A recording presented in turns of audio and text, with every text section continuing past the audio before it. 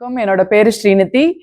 இளைஞர் காங்கிரஸ்ல தேசிய செயலாளரா இருக்கேன். இப்போ நடந்து முடிஞ்ச சட்டமன்ற தேர்தல் 2026ல வந்து பாத்தீங்கன்னா சிங்காநல்லூர் வேட்பாளரா 2ஆம் இடத்துல 65,024 ஓட்டு வாங்கினேன். இதுதான் என்னுடைய அறிமுகம்.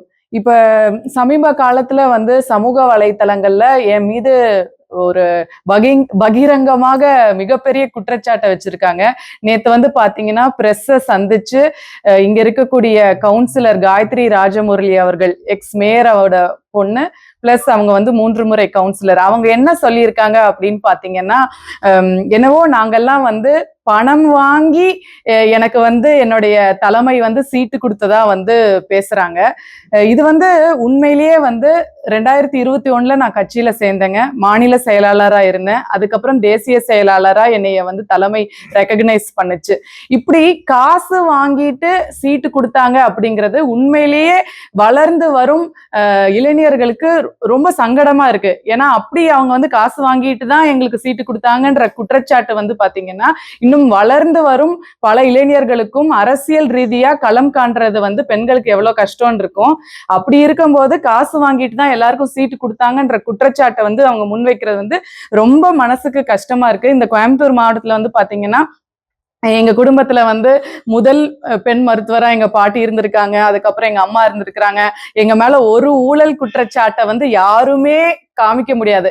அப்படி இருக்கும் பொழுது இந்த பொண்ணுக்கு வந்து சீட்டு வந்து இளைஞர் அணியில கொடுத்திருக்காங்க அப்படின்னும் அப்படி இருக்கும்போது ஒரு ஊழல் குற்றச்சாட்டை வந்து எங்க மேல வைக்க முடியாதுங்க. அப்படி இருக்கும் பொழுது ஒரு வளர்ந்து வரும் அரசியல் ஒரு வளர்ந்து வரும் அரசியல்வாதிக்கு அவங்க வந்து அந்த இடத்துல சீட்டு கொடுத்திருக்காங்க. அப்படி இருக்கும்போது திரும்ப திரும்ப பணம் வாங்கிதான் சீட்டு கொடுத்தாங்க அப்படின்னு சொல்றது ஒரு இதை ஏத்துக்கொள்ள முடியாத ஒரு விஷயமா இருக்குங்க.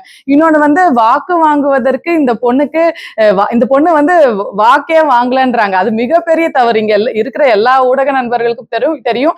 இங்க சிங்காநல்லூர் தொகுதியில வந்து பாத்தீங்கன்னா அதிமுகல இருக்கக்கூடிய சிட்டிங் எம்எல்ஏ திரு ஜெயராமன் அவர்களை பின்தள்ளி 9,000 வாக்குகள் ஜாஸ்தி வாங்கி 65,000 ஓட்டு வாங்கி 2வது இடத்துல நான் வந்து சாதனை படுத்திருக்கிறேன்.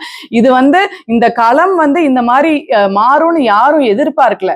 அதனாலதான் 2ஆம் இடத்துக்கு நான் வந்து தள்ளப்பட்டேன். இருந்தாலும் மக்கள் எனக்கு அளித்த வாக்க மதிச்சுதான் நான் இன்னைக்கு அளவுலயும் என் தொகுதியில வேலை பார்த்துட்டு இருக்கேன். அப்படி இருக்கும்போது காயத்ரி அவர்கள் வந்து ஓட்டு வாங்க துப்பில்லை இந்த பொண்ணுக்குன்னு சொல்லி பேசினதெல்லாம் கடும் கண்டனம். இன்னொரு விஷயம் பேசணும்னு நினைக்கிறேங்க. திரும்ப திரும்ப அண்ணாமலை அவர்களிடம் சீட்டு கேட்டார், அண்ணாமலை அவர்களுடன் புகைப்படம். இதுல ஒண்ணு சொல்லணுங்க, நான் பிஎஸ்டி பொறியியல் கல்லூரியில படிச்சேங்க. பிஎஸ்டி டெக்ல படிச்சேன். அண்ணாமலை வந்து என்னோட சீனியர். நான் அரசியலுக்கு வரும் முன்பு, அவர் மாநில தலைவர் ஆகும் முன்பு, நான் எந்த கட்சியிலும் ஈடுபடாத போது ஒரு பொது வெளியில ஒரு சோசியல் ஈவெண்ட்ல நடந்த புகைப்படத்தை வச்சுக்கிட்டு இந்த அம்மா வந்து இவங்க அண்ணாமலைட்ட போய் சீட்டு கேட்கறாங்கன்றது தவறுங்க. நான் அந்த அக்காவுக்கு என்ன கேட்கிறேன்னா, 3 முறை கவுன்சிலரா இருந்திருக்கீங்க, உங்க அப்பா எக்ஸ் மேயரா இருந்திருக்கிறீங்க. அப்படி இருக்கும்போது என் வீட்டுல யாருமே அரசியல் இல்ல, நான் ஒரு முதல் தலைமுறை அரசியல்வாதி.